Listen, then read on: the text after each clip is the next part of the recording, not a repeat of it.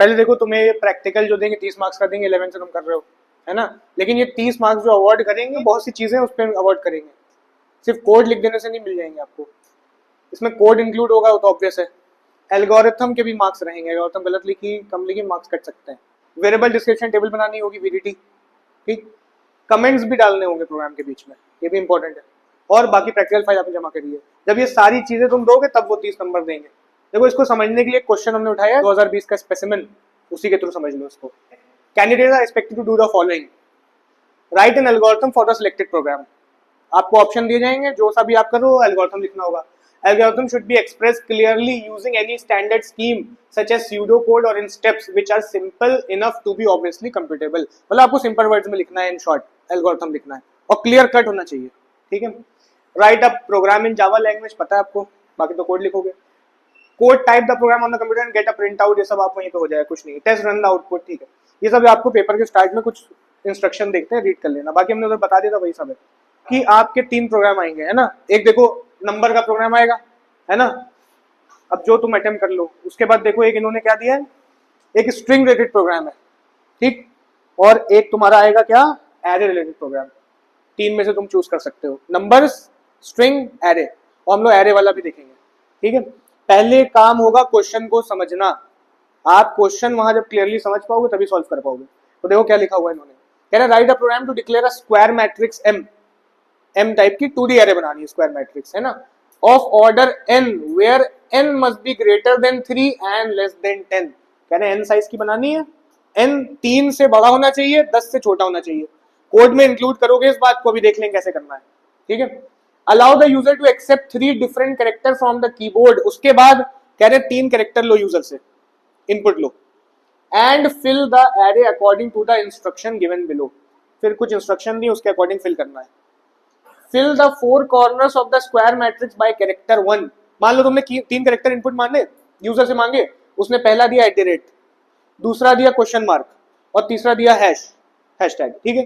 तो आपको 4 कॉर्नर्स अपनी मैट्रिक्स के कैरेक्टर 1 से भरने हैं। मतलब देखो @, फर्स्ट कैरेक्टर चारों कोनों में है। फिर क्या लिखा है, fill the boundary element of the matrix by character 2। बाकी जो बाउंड्री मतलब ये 4 कॉर्नर के अलावा जो बाउंड्री है वो सेकंड कैरेक्टर से भरनी है। सेकंड कैरेक्टर क्या था, क्वेश्चन मार्क, भर गई। Fill the non boundary element, non boundary मतलब जो बचा हुआ, किससे भरनी है, by character 3 that is hash. Test your program with the following data and some random data. और जो इन्होंने एग्जांपल्स दिए ना, आपको इससे टेस्ट भी करना है अपने प्रोग्राम को इन्हीं डेटा के थ्रू, अभी देखते हैं, ठीक है।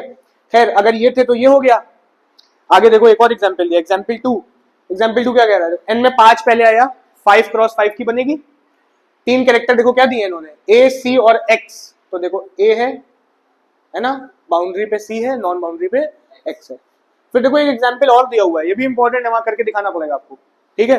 जब आप प्रिंट आउट जिसका निकलेगा उसमें सारे एग्जांपल होने चाहिए, ठीक। तो देखो इसमें क्या दिया, n को 12 दिया इन्होंने इनपुट, 12 पे काम करना है, नहीं करना है, नहीं करना है। 3 से बड़ा, 10 से छोटा, देखो क्या लिखा है, साइज आउट ऑफ रेंज, ठीक है। देखिए इसका कोड हमने पहले ही लिख दिया, देख लेते हैं, ठीक है। देखो इंपोर्ट लगाया, क्लास बाई पब्लिक स्टैटिक बनाया। सबसे पहला काम क्या करोगे, आप साइज लोगे एरे का, n बोला था इन्होंने, तो स्कैनर मैसेज और n स्टोर कर लिया हमने, मतलब ये साइज ऑफ 2D एरे।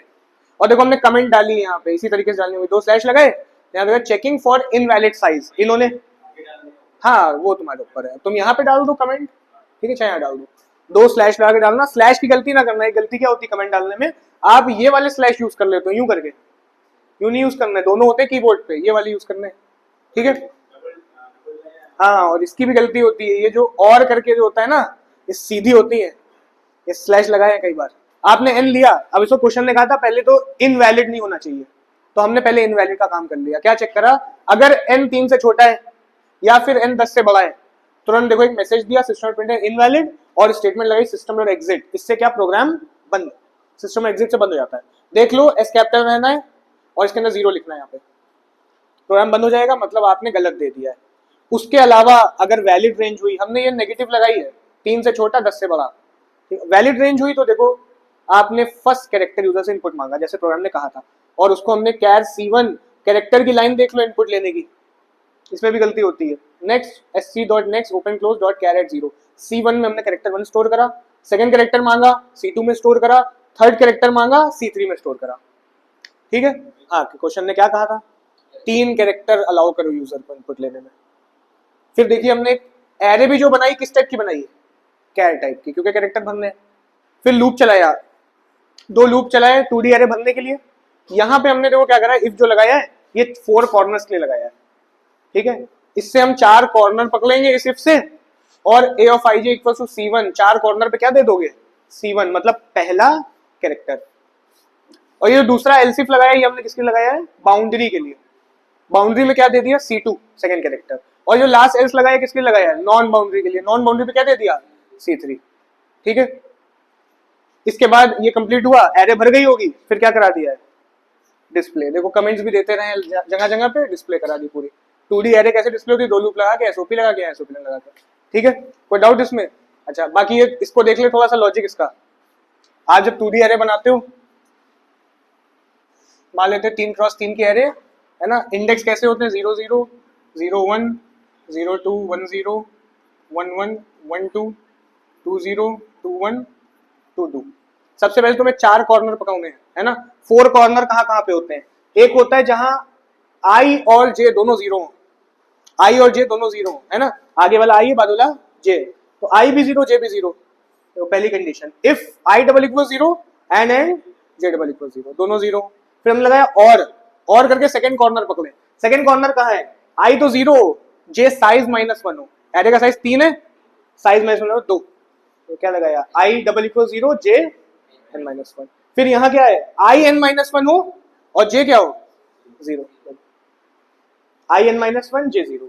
ठीक है, उसके बाद ये लास्ट कहाँ है, दोनों क्या हो n-1, I भी n-1 J भी n-1, बीच में और से सेपरेट करा इनको, और क्या भर दिया, first character a of ij। ठीक है, अब बाउंड्री पकाऊंगी है। बाउंड्री क्या होती है, देखो बाउंड्री जहां पे I 0 हो, पहली बाउंड्री। ठीक है, यहां देखो J 0 है पूरे में, बाद वाला एक बाउंड्री और मिली। यहां देखो I n-1 है, साइज -1 है ना, जो भी साइज है एरे का -1, एक और बाउंड्री मिली। यहां पे देखो J साइज -1 है, नेक्स्ट बाउंड्री। 4 बाउंड्रियां होती है, I 0 J 0 I size -1 J भी साइज -1। तो देखिए यहाँ पे लगाया, एलसिफ करके लगाया, I 0 I n-1 J 0 J n-1, चारों बाउंड्री मिल गई। अच्छा, एलसिफ लगाना जरूरी है, क्यों जरूरी है, कि आपने जब इफ लगाया ना तो ये 4 कॉर्नर भरे। एलसिफ इसलिए जरूरी है ताकि 4 कॉर्नर के अलावा सेकंड कैरेक्टर भरा जाए, तो 4 कॉर्नर के अलावा वाले में क्या बन जाएगा, सेकंड कैरेक्टर। फिर एल्स लगाया, अब क्या मिलेगा, नॉन बाउंड्री। हाँ, देखो एल्सिफ का मतलब ही यही होता है कि जब ये ट्रू ना हो तब आगे चेक करेगा। तो जब 4 कॉर्नर भरी गए तो 4 कॉर्नर में जाएगा ही नहीं इसमें, समझे, सीधे जब एल्सिफ में तभी जाएगा जब 4 कॉर्नर के अलावा बाउंड्री हो। एल्सिफ का मतलब यही होता है कि ये ट्रू हो गई तो नीचे, ठीक, और एल्स में गया तो क्या मिलेगी, नॉन बाउंड्री। नॉन बाउंड्री में क्या भरेगा, थर्ड कैरेक्टर। ये पूरा लॉजिक है। ठीक है, टेस्ट करके देख लें।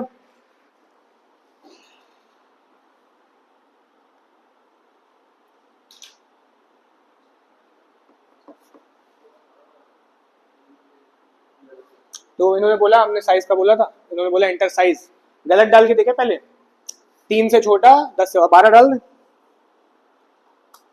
देखो इनवैलिड लिख के आ गया। जब पेपर में देखा था उन्होंने आउट ऑफ रेंज बोला था, हमने इनवैलिड मैसेज दिया है। तो जो क्वेश्चन में पेपर में हो वही देना, आउट ऑफ रेंज वगैरह। देखो 12 दिया, इनवैलिड हो गया।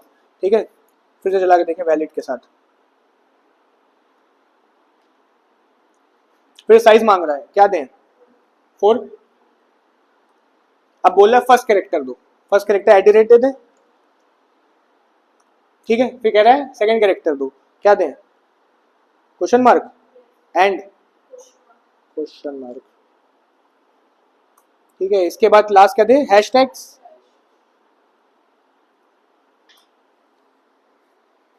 ठीक, 4 कॉर्नर में एडिरेट भरा हुआ है, क्वेश्चन मार्क स्टार, 4 क्रॉस 4। ऐसे ही जितने एग्जाम्पल दिए वो पुट ऑन कर देना, खत्म हो गया।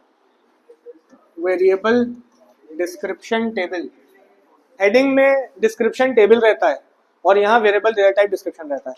हम 2-3 वेरिएबल जो याद है लिख दे रहे हैं, बाकी सारे लिखना वहाँ पे। एक हमने आई यूज करा है, एक हमने जे यूज करा है, एक एन यूज करा है और एक एरे के लिए यूज करा है। कैरेक्टर के लिए हमने एक ch1 था, CH2 था, CH3 था, जो हमें ध्यान में हमने वेरिएबल लिख दिए, इनका डेटा टाइप लिख देना है, एरे का ब्लॉक लगा दो।